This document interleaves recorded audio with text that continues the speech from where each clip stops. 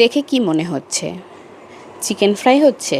একদমই না, এটা হচ্ছে লইট্টা ফিশ ফ্রাই।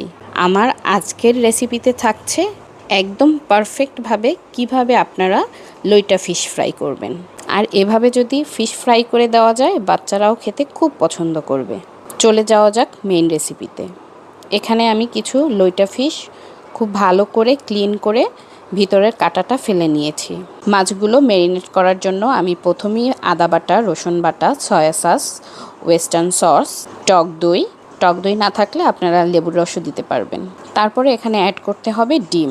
মাছের পরিমাণ কম ছিল, তাই আমি একটা ডিম পুরোটা দেব না, একটু ফেটে অর্ধেকটা দিয়ে দেব। যদিও আমার এখানে অর্ধেকের বেশি পড়ে গিয়েছিল।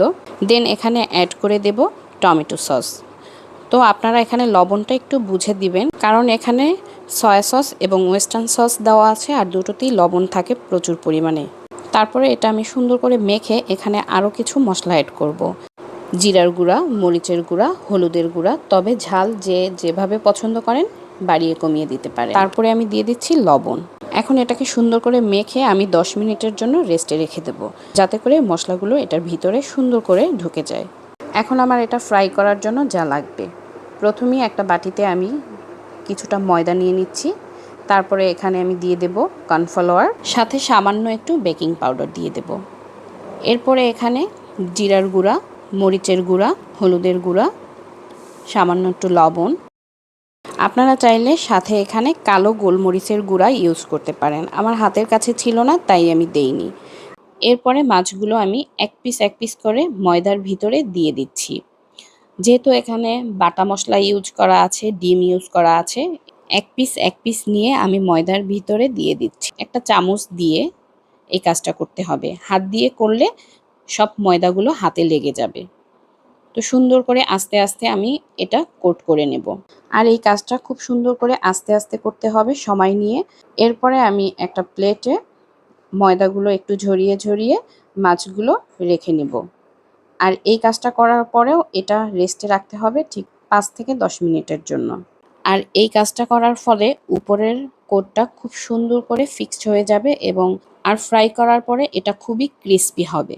আমি যখন নতুন কোনো রেসিপি ট্রাই করি আর তখন যদি সেটা একদমই পারফেক্ট হয়, আমার বাসার সবাই খেয়ে খুব শান্তি পায় আর আমি করেও খুব শান্তি পাই। তো আমি তারপরে একটা ফ্রাই প্যানে তেল গরম করে এক পিস করে দিয়ে দিচ্ছি। রান্না হচ্ছে একটা শিল্প, আর এটা আপনি যত যত্ন সহকারে করবেন দেখবেন তত সুন্দর হয়েছে। সবাই খেয়ে যখন খুব প্রশংসা করবে, তখন দেখবেন আপনার কষ্ট এবং রান্না দুইটাই একদম সার্থক হয়ে গিয়েছে। এই তো কথা বলতে বলতে আমার ফ্রাইটা প্রায় কমপ্লিট। এই পর্যায়ে এটা আমি এখন তুলে নেব।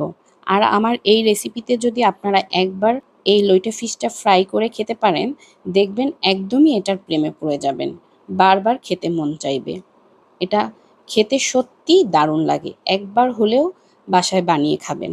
আমার জামাই তো খেয়েই বলেছে তাকে যেন আমি আরও একদিন বানিয়ে খাওয়াই। আমার বাচ্চাও এটা খেতে খুব পছন্দ করেছে।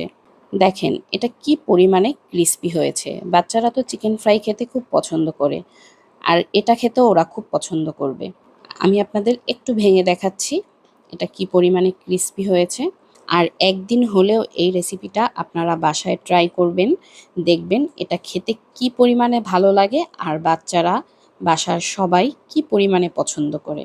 তো সবাই ভালো থাকবেন, সুস্থ থাকবেন। আল্লাহ হাফেজ। দেখা হবে আবার আমার অন্য কোনো নতুন রেসিপি নিয়ে।